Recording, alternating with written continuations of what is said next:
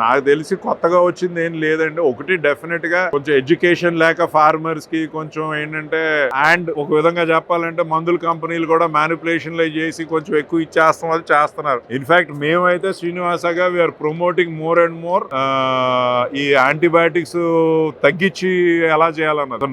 నా ప్రిన్సిపల్ అయితే very simple అండి. యాంటీబయాటిక్ వాడుతున్నారంటే మీ కాస్ట్ ఆఫ్ ప్రొడక్షన్ ఎక్కువ ఉన్నట్టే, ఎందుకంటే మీరు మేనేజ్మెంట్ బదులు యాంటీబయాటిక్స్ వాడుతున్నారు. సో మేము చాలా మంది ఫార్మర్స్ ఇప్పుడు అసలు యాంటీబయాటిక్స్ మొత్తం మానేసి చేస్తున్నారు, వాళ్ళకి చాలా మంచి ప్రొడక్షన్స్ వస్తున్నాయి.